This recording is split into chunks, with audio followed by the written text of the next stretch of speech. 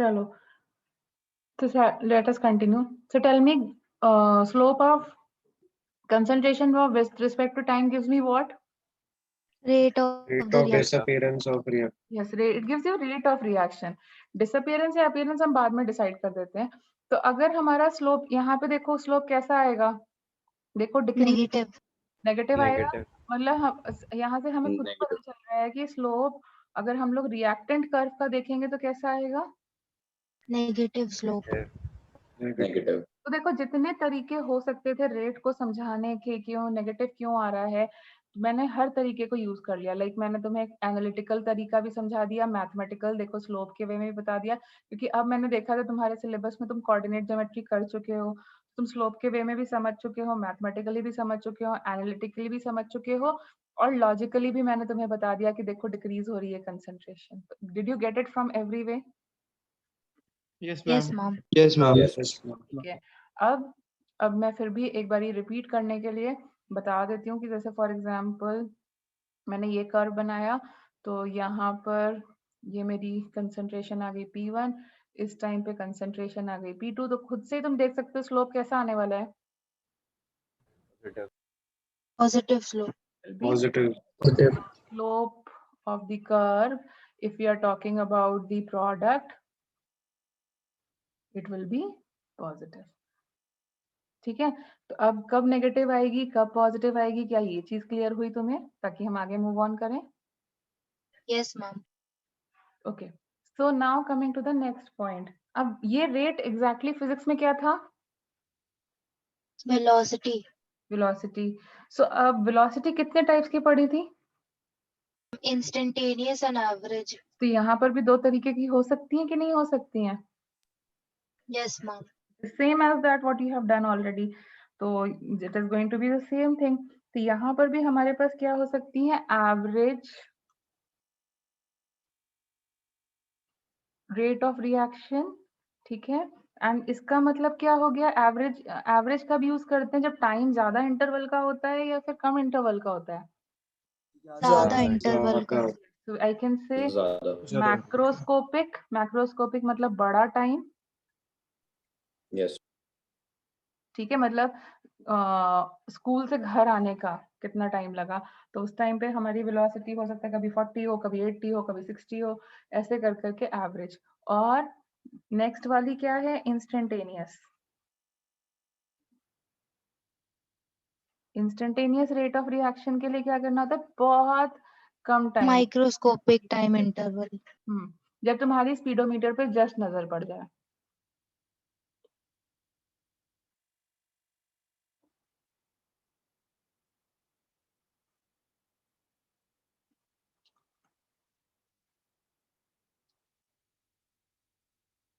Okay. तो ये हो गया हमारा एवरेज और इंस्टेंटेनियस. जो मैंने अभी तुम्हें सिखाया था ये वाला, ये मैंने तुम्हें कौन सा सिखाया है? All this is with Average. मैंने सिखाया था तुमको एवरेज रेट ऑफ रिएक्शन. ठीक है. यहाँ पर भी मैंने सिखाया तुमको average rate of reaction with respect to product. अब इंस्टेंटेनियस निकालने का मतलब क्या हो गया? एक पर्टिकुलर टाइम पर निकालने का मतलब. और वो कैसे निकालते हैं हम लोग? How do you do it?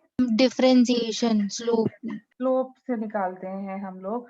उस पर्टिकुलर टाइम पर हम स्लोप निकाल लेते हैं. So it is limit t tending to 0 dc change in concentration. Delta t नहीं होगा वहां पे? तो बेटा वही डेल्टा टी तो लिखा है, dc अपॉन dt. हो सकता है मेरा लैग हो, मेरी स्क्रीन पे वो टी आ रहा है एक्चुअली. ठीक है. नहीं, मैंने अभी पूरा लिखा भी नहीं था actually. Change in concentration and with respect to time. ठीक है. और हमें निकालना होगा तो हम निकालेंगे भी कैसे? जो भी हमारा कर्व दिया होगा, फॉर एग्जांपल ये है, ये इस तरीके से जा रहा है, ये इस तरीके से जा रहा है, और हमें निकालना है सपोजिंग इस टाइम पर, इस पर्टिकुलर टाइम पे. तो हम क्या करेंगे? इसका स्लोप निकाल देंगे फटाफट यहाँ पे इस पर्टिकुलर पॉइंट पे. ठीक है. और खुद से देख सकते हो कि ये वाला स्लोप कैसा आने वाला है Negative. रिएक्टेंट के लिए. और प्रोडक्ट के लिए अगर हम लोग चेक करें तो Positive. will be positive. तो तुम्हें ब्रीफली समझ में आया काइनेटिक्स में हम क्या करने वाले हैं? Kinetics deals with movement. Movement मतलब हमें क्या निकालनी पड़ेगी? Rate of reaction. रेट को, और रेट मतलब क्या हो गया फिजिक्स का? Velocity. वेलोसिटी, ठीक है। और रेट निकालने के लिए हमें किस, what will be the variable quantity apart from time? Concentration. और pressure. प्रेशर के टर्म्स में हो सकती है, कलर के टर्म्स में हो सकती है, बाद में तुम आगे भी पढ़ोगे एंगल ऑफ रोटेशन के टर्म्स में हो सकती है, ऑप्टिकल आइसोमेरिज्म अभी सर तुम्हें थोड़ा सा कराएंगे। तो उसमें तुम देखोगे कि कुछ कंपाउंड्स होते हैं जो ऑप्टिकल लाइट जो पड़ती है उसको रोटेट कर देते हैं। तो कितना रोटेशन करा रहे हैं उसके हिसाब से हमें पता चलता है कि हमारी रिएक्शन प्रोसीड कर रही है कि नहीं कर रही है। तो ये सब चीजें जो भी वेरिएबल फैक्टर्स होंगे उनके बेसिस पे हम लोग उनको मेजर करेंगे और हम बताएंगे कि हमारी रिएक्शन की स्पीड क्या है। Can you follow this much? Yes, ma'am. Yes, ma'am. अब देखो स्पीड जो होगी वो स्टोइकियोमेट्रिक कोएफिशिएंट पे भी तो डिपेंड करेगी। अभी तो हमने बड़ा सिंपल पढ़ लिया कि हाँ ये होती है, बट जो हमारी रेट ऑफ रिएक्शन होगी won't it depend on the stoichiometric coefficient? Yes, ma'am.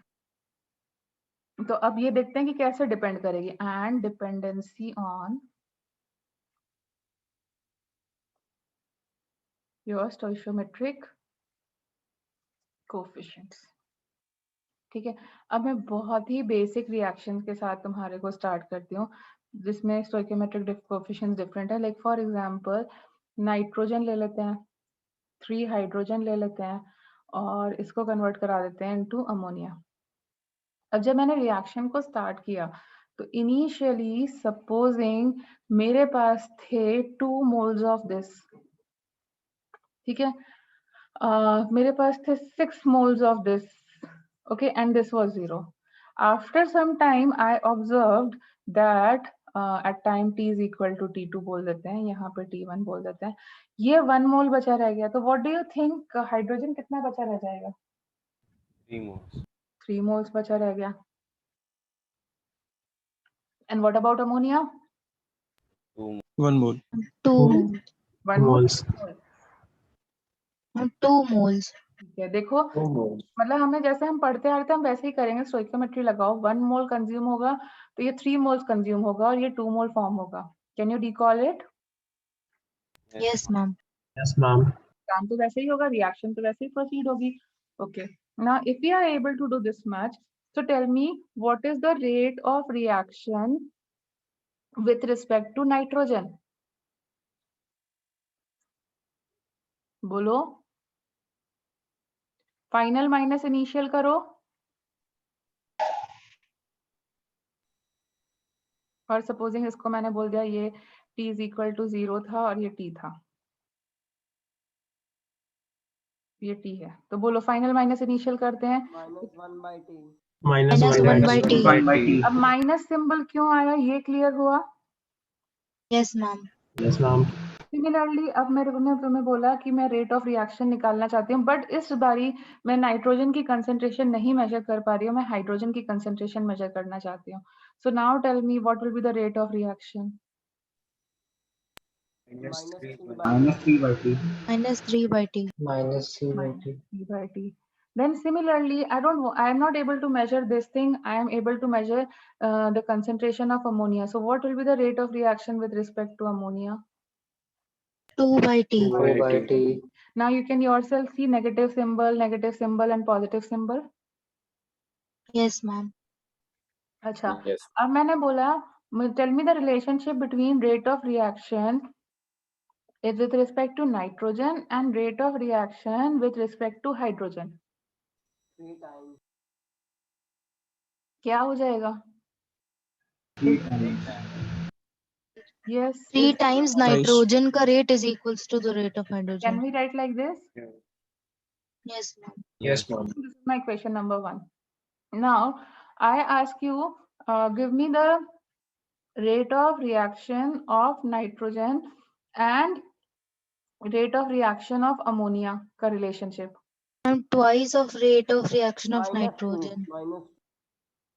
This Minus is- 2. This is my equation number 2. अब can you give me the relationship in between all the three? तो क्या करना पड़ेगा?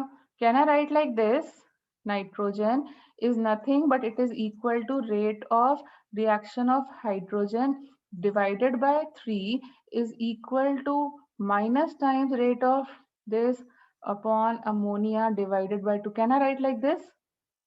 Yes, ma'am. Yes, ma'am. Yes, ma'am. Can I write like this? तो देखो क्या हम ये कह सकते हैं कि rate of reaction is equal to the rate of change in reaction जो भी concentration है with respect to time divided by the stoichiometric coefficient. देखो हाइड्रोजन का कोफिशिएंट 3 था तो इसलिए नीचे 3 में आ गया. अमोनिया का Yes, ma'am. Yes, you wanted to say something? Yes, ma'am. I was saying just please repeat the statement. I couldn't listen actually. ठीक है, I am just repeating the statement. मैंने ये बोला कि rate of a reaction is जो जिस भी reactant या प्रोडक्ट के टर्म्स में तुम्हें लिखना है उसका divided by its stoichiometric coefficient करो ऑफ अ बैलेंस्ड रिएक्शन. तो we can relate the two rate of reactions with respect to two reactants और टू प्रोडक्ट्स. Yes, ma'am. ठीक है, तो अगर मैंने एक जनरल इक्वेशन ले ली, जैसे कि मैंने एक जनरल इक्वेशन ले ली, for example m times of reactant A combines with n times of reactant B and it gives me O times of product C and P times of product D. So what can I write? Rate of reaction will be equal to what? Tell me. Rate of reaction will be equal to what? Minus 1 by m times of change in Rate of reaction of yes, A. change in concentration of A divided by T. Can I write like this? Yes, ma'am. Yes, ma'am. Divided is and this will be same as if I write it is equal to change in concentration of B upon time. Yes, ma'am. And I'm writing it in square bracket. What does square bracket denote? Active mass. And this triangle is denoting? Change. Change. And if I want to write in terms of C, then it will become Plus what? 1 by O delta C by delta T. Yes. Can you follow now? And ये कौन सा rate हम लिख रहे हैं? Instantaneous लिख रहे हैं या एवरेज लिख रहे हैं? Average. एवरेज. ये जो ट्रायंगल वाला डेल्टा होता है ये रिप्रेजेंट करता है तुम्हारा एवरेज, बड़ा मैक्रोस्कोपिक टाइम इंटरवल. जब हमें शॉर्ट टाइम के लिए करना होता है तो हम क्या यूज करते हैं? डी. D. तो अगर मुझे सपोजिंग इसी चीज को जनरलाइज करने के लिए इंस्टेंटेनियस रेट ऑफ रिएक्शन के लिए लिखना होता तो I would have written it like d A by d t is equal to minus this dB by dt. Can you follow this stoichiometric coefficient से क्या फर्क पड़ने वाला है? Yes, ma'am. Yes. This will become dC by dt and this will become dd by dt. Clear है यहाँ तक? Yes, ma'am. Yes, ma'am. ठीक है, तो अगर यहाँ तक क्लियर है तो अब तुम खुद से मुझे करके बताओ what will be the, खुद से बताना, ठीक है? I'm not going to do it. What will be the units of rate of reaction?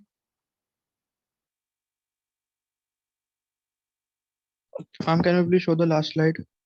Yes, units for rate of reaction. Moles per liter per second. Yes. Moles per liter.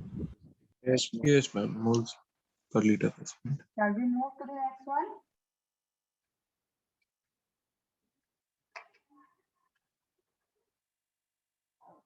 Ma'am आपकी आवाज फिर से बहुत slow आ रही है. Okay, shall we move to the next one? Yes, ma'am. Yes, ma'am. Yes, ma'am. Okay, तो यहाँ पर हमारे units क्या हो गए? It will become Moles per liter per second. yes. Time can be seconds, minutes और hours, क्योंकि हम लोग moderate speed वाली reactions को ही consider करते हैं और उसमें generally हमारा जो measuring unit होगा वो या तो मिनट, सेकंड या फिर आवर्स वाली कैटेगरी में ही रहेगा। ठीक है, सो इसको हम लोग ऐसे भी लिख सकते हैं, that means moles per litre, जैसे तुमने अभी मुझे बताया सेकेंड्स हो सकता है, मोल्स पर लीटर आवर्स में हो सकता है। Okay, one more question, what will be the SI unit of rate of reaction? Moles per metre cube per very second. Good. ठीक है, यहाँ पे बच्चे गड़बड़ करके चले आए थे, बट अब तो तुम्हें क्लियर है ना कि kg metre second is SI ना, तो यहाँ लीटर्स नहीं लिखोगे, क्या लिखोगे? Metre cube. Metre cube.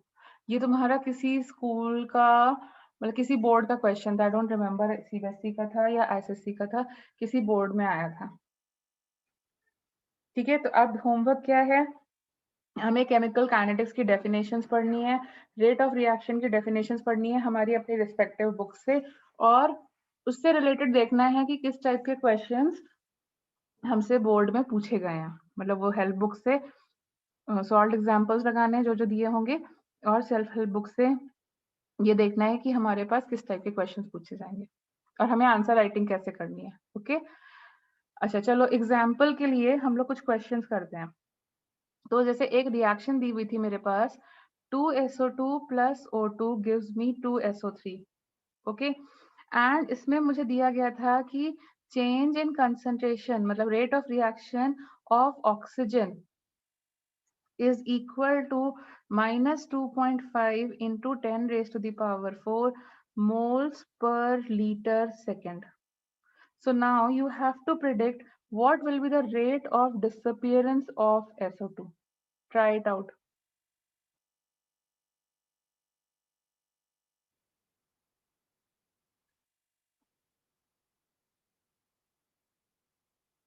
क्या होगा आंसर?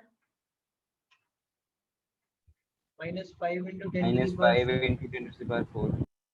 ओके, सो देखो इन दोनों का रिलेशनशिप हम कैसे निकालेंगे।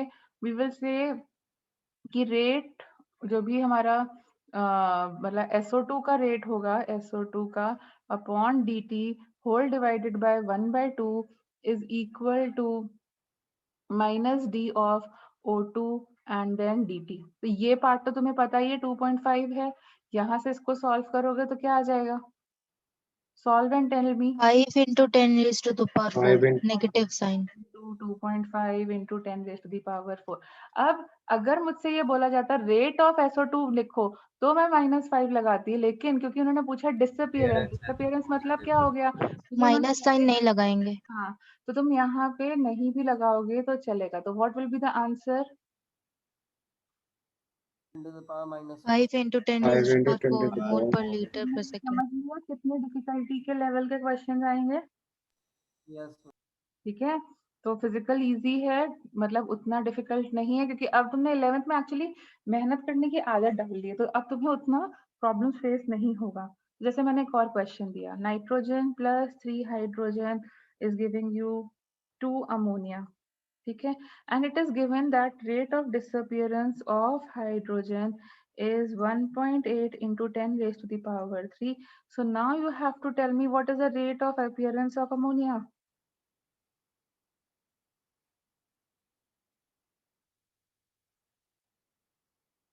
1.2 into 10 to the power 3 Yes, so now you can easily do it. Rate of disappearance of hydrogen divided by its coefficient, और उसका coefficient क्या है 3, is equal to rate of appearance of ammonia divided by its coefficient and that is 2.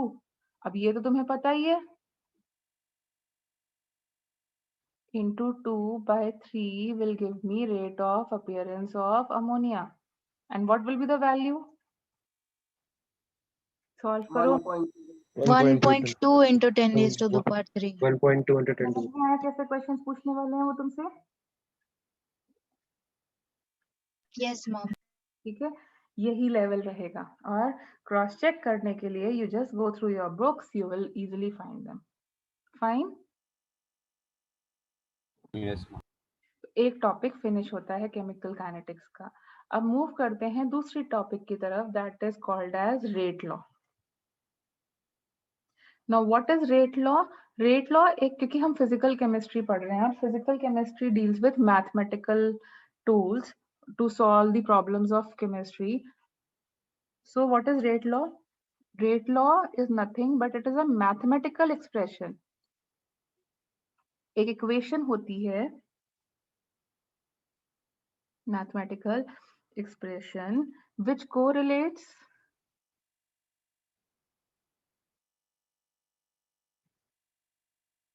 rate of reaction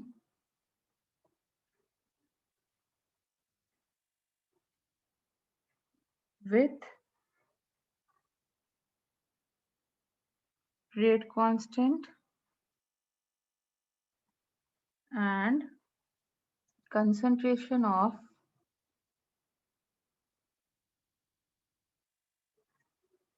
reactants. ठीक है.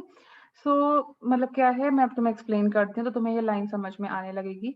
सो मैंने एक general equation ली फिर से. एक ये थी m moles of reactant A reacts with some n moles of reactant B and gives me O moles of product C and dP moles of product D. तो तुमने इक्विलिब्रियम में करना सीखा था ना. How do we write rate of reaction? कैसे लिखते थे हम लोग rate of reaction? Equilibrium constant की फॉर्म. नहीं बेटा, हम लोग कैसे लिखते थे? वहां पे भी हमने रेट ऑफ रिएक्शन लिखा था. हम लोगों ने लिखा था ना, rate of reaction is directly proportional to the concentration of the reactant raised to the power of their coefficients. Yes ma'am. Yes ma'am. फिर ये हम लोग लिखते थे फॉरवर्ड के लिए, बट रिएक्शन क्योंकि दोनों डायरेक्शन में मूव करती है, तो जब हम बैकवर्ड में जाते हैं तो रिएक्टेंट कौन हो जाते थे? प्रोडक्ट. तो हम बैकवर्ड में लिखते थे. और इक्विलिब्रियम पे क्या होती है? बैकवर्ड और फॉरवर्ड की स्पीड बराबर, बैकवर्ड और फॉरवर्ड इक्वल हो जाती है रेट. दोनों की स्पीड बराबर हो जाती थी. हो जाती है उसमें. याद आया? Yes ma'am. ठीक है. तो अब मैंने क्या करना है, Yes, इस ma'am. प्रोपोर्शनैलिटी सिंबल को हटा देना है. तो अगर मैं इस प्रोपोर्शनैलिटी सिंबल को हटा दूं तो I can write rate of reaction is equal to k times of a to the power of m and b to the power of n. Can we write like this? Yes ma'am. तो ये k क्या represent कर रहा है? This is my proportionality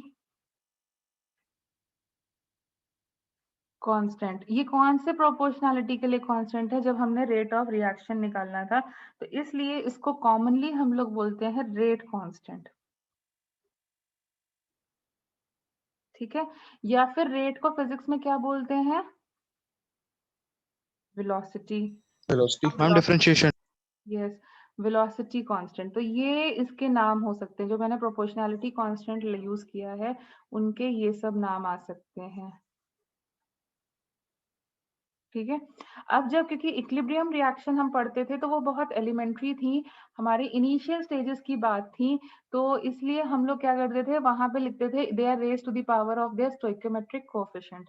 but अब हम लोग क्योंकि एडवांस स्टेज पर आ चुके हैं, हम लोग समझ चुके हैं उसको, तो अब यहाँ पर जो पावर्स होंगी वो कुछ x एंड y होंगी, और x and y they can be the stoichiometric coefficient. मतलब x की वैल्यू m भी हो सकती है और y की वैल्यू n भी हो सकती है, और ऐसा भी कभी कभी हो सकता है कि x की वैल्यू m ना हो और y की वैल्यू n ना हो.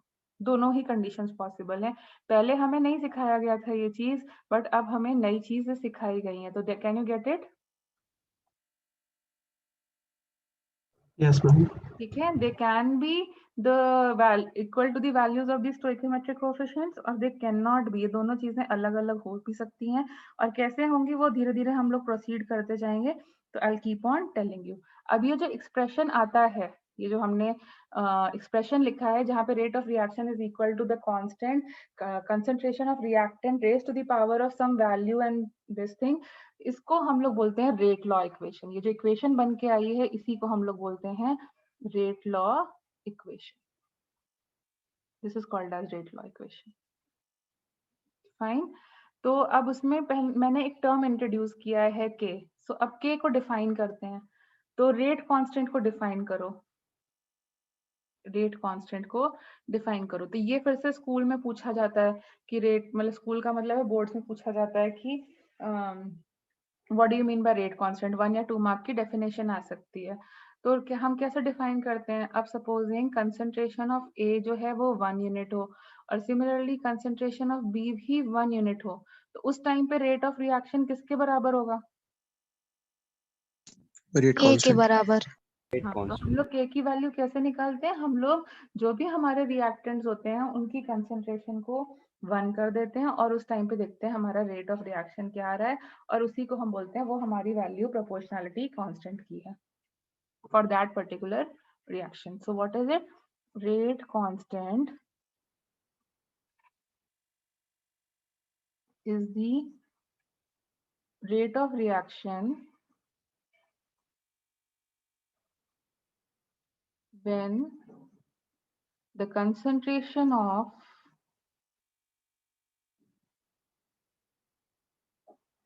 all the reactants is unity. Concentration of all reactants is unity. अब जो हमने टर्म यूज किया था ना रेट लॉ में, x किसके पावर में लगा हुआ है? A तो ये x क्या बोलते हैं? x is called as order of the reaction. Order of the reaction किसके रिस्पेक्ट में? a की पावर में लिखा था, तो इसलिए इसको लिखेंगे with respect to a। और इसकी वैल्यू m के बराबर हो भी सकती है या नहीं भी हो सकती है। Similarly, y is will be called as what? Order of the reaction with respect to किसके रिस्पेक्ट में लिखेंगे? with respect to B। Yes. With respect And to what B. is the overall order? तो overall order निकालने के लिए जो भी X पावर plus Y। X plus. X plus Y. Plus Y, ये जो पूरा एक्सप्रेशन बनता है इसी को हम लोग बोलते हैं rate law equation. Okay, so I'll write it again just for a quick revision. Rate of reaction is equal to K times supposing A X B Y. ये है मेरी rate law की equation. This is called as, ये जो पूरी बनती है, this is called as rate law equation. Yes, ma'am. X और Y find कैसे करेंगे? बेटा हाँ, अभी धीरे धीरे तुम्हें बताती हूँ कैसे फाइंड करते हैं, ठीक है? Ma'am basically x plus Y का सिग्निफिकेंट, क्या? बेसिकली जो ऑर्डर ऑफ रिएक्शन होती है उसका डेफिनेशन क्या? हाँ तो बेटा मैं धीरे धीरे बता रही हूँ, एक एक चीज को डिकोड कर रही हूँ। सो नाउ टेल मी के क्या रिप्रेजेंट करता है? Constant of proportionality. Rate constant. Yes. And x क्या डिनोट करता है? ऑर्डर ऑफ रिएक्शन विथ और respect to A. Order reaction को पेन एंड पेपर पे नहीं निकाला जाता है, उसके लिए एक्सपेरिमेंट्स करने पड़ते हैं, ठीक है? अभी किसी ने पूछा था ना, ऑर्डर ऑफ रिएक्शन को पेन एंड पेपर पे नहीं निकाला जाता है, उसके लिए पर्टिकुलर एक्सपेरिमेंट्स करने पड़ते हैं और उसका फुल डिस्कशन हम लोग में भी नेक्स्ट क्लास में कर पाएंगे। Am I fine? Yes ma'am. Okay, ma'am. ठीक है, तो देखो जैसे इस वीक में तुम्हारी